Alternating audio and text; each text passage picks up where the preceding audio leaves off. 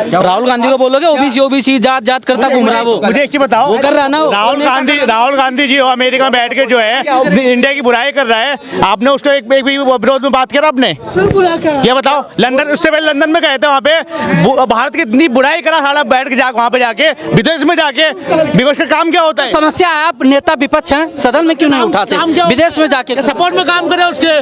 नहीं, बात आपकी, बुराई क्यों करने आकर? मैं आपकी बात से एग्री हूं, सहमत हूं मैं आपकी बात से। ठीक, बीजेपी ने 2014 के बाद रोजगार और विकास किया नहीं किया, मुझे बताओ पहले। भाई किया तो कौन गवर्नमेंट ने नहीं किया, किसने, कांग्रेस ने नहीं किया। फिर से आप कह रहे हो किया है ना, आप कहाँ से आप आते हो? पहले आप बताओ किस कहाँ से हो आप? लखनऊ से। पहले आप लखनऊ जाते थे ना, जब यहाँ से जब चलते थे, जब लखनऊ जाते थे ना तो सवेरे पहुँचते थे, शाम को पहुँचते थे।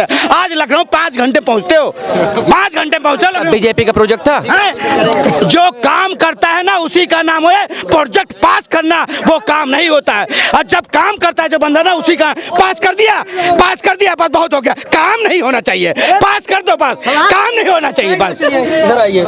भाई इतना चिल्ला चिल्ला के बहस नहीं होती भाई, आप लोग ही कर लीजिए। मुझे एक बताइए, कह रहा हूँ चिल्लाना नहीं है, लेकिन डिबेट उस पे करो ना, आप लॉजिक भी तो दो कि देश में विकास हुआ नहीं हुआ, क्या गति थी देश की, ठीक है। जीडीपी का क्या रेट है अब, पहले रेशो क्या था, आज क्या है। आज विकास की गति देखो ये रखती है कि जीडीपी जो है बहुत ऊपर थी, इस बात को आपको मानना पड़ेगी। 11 स्थान में थी, 11 स्थान में थी जीडीपी। मन बहुत पता है हमको, बहुत मतलब कितना, हमको रेशियो नहीं पता है। 11 नंबर पे थे, 11 नंबर पे भाई, 11 भी बहुत है इसमें 5-6% पे आ गई, 5-6 पे आ गई थी। कितना बता दे, बहुत पे आ गई। एक मिनट, अरे रुक जाओ। 11 थी, इस टाइम 6 थी। आज 5 में पे है, 11 से 5 आई ऊपर आई है अब। आपको नहीं पता, इससे आम आदमी को पता भी नहीं होता है कि 5% है 10% है, उसको नहीं मतलब है उसको। लेकिन सर एक बात तो सुनो, आपको नहीं पता रेशो क्या है जीडीपी का।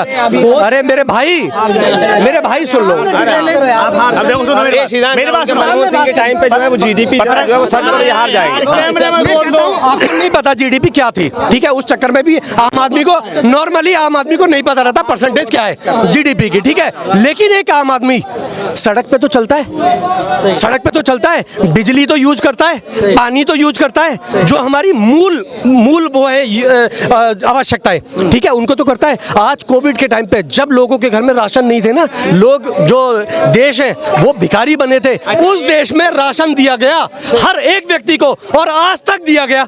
जीडीपी देख लो मेरे देश की, तो ऐसे पता लगा लो, परसेंटेज नहीं पता। क्या कहना चाहिए? सही बात। ये बताइए कि चलिए हमने आपकी सारी बातें बताने की मान ली, एक्सेप्ट कर ली, ठीक है। हमको ट्रेन मिली, सारी बताने की रोडें मिली, फैसिलिटी मिली, बताने की सब मिली, ठीक है। लेकिन एक चीज, वो अभी यहाँ पे भैया खड़े हैं बाबा, ये कह रहे थे एक ही समुदाय का लोग बता रहे हैं कि अपराधी जो है वो क्यों होता है। आप ये बताइए, मेरी बात से सहमत है या नहीं? अपराधियों का कोई धर्म नहीं होता है, कोई धर्म नहीं होता ना अपराधियों का, ठीक है। अपराधियों का कोई धर्म नहीं है, अपराधियों का धर्म नहीं होता है। लेकिन ऐसे क्यों बोलते हैं, डायलॉग बार बार दिया जाता है कि हर मुसलमान आतंकवादी नहीं होता, लेकिन हर आतंकवादी मुसलमान क्यों होता है? अच्छा ठीक है, रुकिए। झारखंड में जो माओवादी सिंगल एक आतंकवादी, आप हिंदू दिखा दो, क्यों ऐसा है? अच्छा, क्यों बाकी मैं ये नहीं कह रहा हूँ ये बताइए कि सारे मुसलमान खराब है, अरे ऐसा कभी भी नहीं है। प्रज्ञा ठाकुर क्या है? गांधी जी को जिसने मारा वो क्या है? गांधी जी को जिसने मारा क्या है? अरे उनका बम ब्लास्ट में नाम आया प्रज्ञा ठाकुर का। हाँ बताइए, प्रज्ञा ठाकुर अगर उस टाइम का तुम लॉजिक में जाओगे ना कि गांधी को क्यों मारा, अब गांधी से ये भी पूछा जाएगा, सुनो, कि भगत सिंह को फांसी कैसे हो गई? जब आपकी इतनी चलती थी तो भगत सिंह को फांसी कैसे हो गई? प्रधानमंत्री जवाहरलाल नेहरू कैसे बन गया जब उसको वोट ही नहीं पड़ा? अबे जब वोट नहीं दिया तुमने प्रधानमंत्री कैसे बना दिया? इंदिरा गांधी, ये भी पूछा जाएगा। ये भी एक आतंकवाद है कि जवाहरलाल नेहरू की वजह से मेरा देश 2 हिस्सों में बटा। ये भी एक आतंकवाद है। उस देश में एक रात में 1 लाख आदमियों को मार दिया गया, ट्रेन भर के आई थी भाई साहब लाशों से, ये भी एक आतंकवाद था।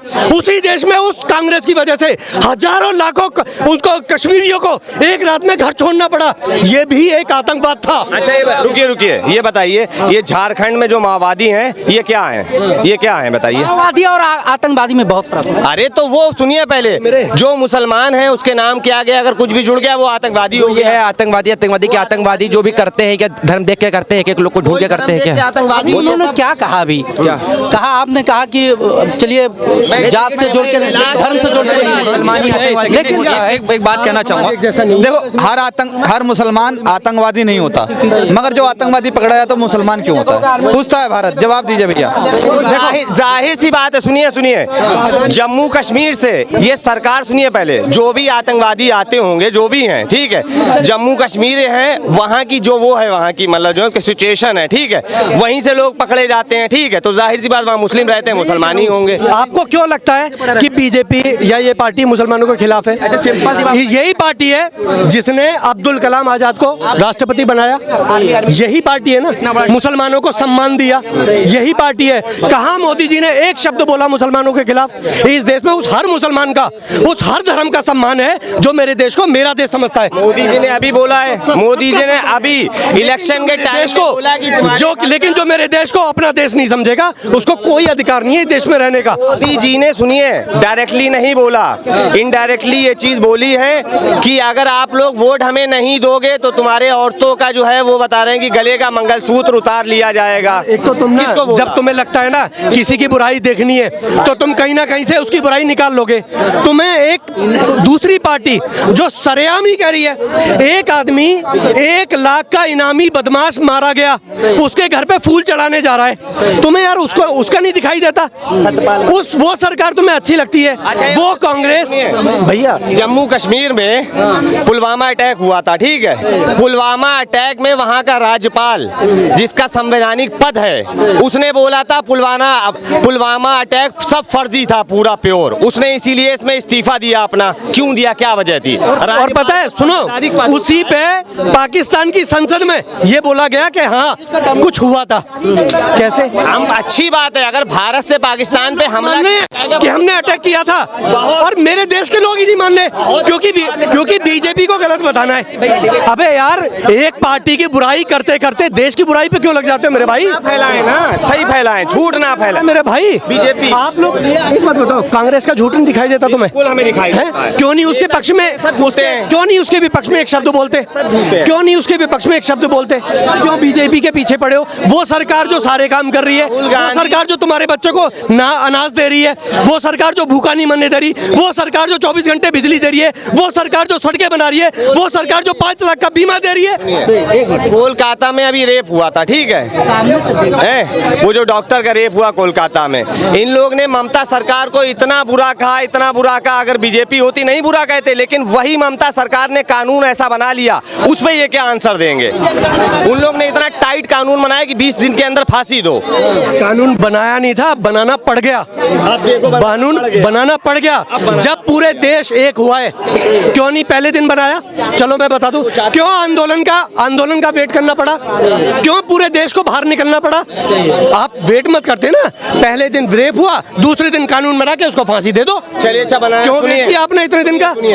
किसानों को कुत्ते की तरह लाठी से मारा गया, ठीक है, उस टाइम पे मोदी जी क्यों नहीं जाके थे? चलो अभी आप कह रहे हो ये आप क्या, मुझे बता दो, अगर मेरा भाई ये बता दे कि एक आदमी जो लाल किले पर चढ़ के पेशाब कर दे, जो लाल किला जो हमारा गर्व है मेरे देश का, उस लाल किले पर चढ़ के अपना झंडा, अपने कुछ किसी का मुझे नहीं पता, उसका आप हमारे देश का झंडा उतार के फेंक दे, क्या उसको आप किसान बोलोगे? नहीं, बिल्कुल वो नहीं। क्या उसको किसान बोलोगे? किसान है, फिर किसान है। हम लाठी नहीं, गोली मारनी चाहिए थी, लेकिन वो तो एक प्रधानमंत्री ऐसा था जो इस धर्म से इतना प्यार करता है ना, उसने कुछ नहीं बोला।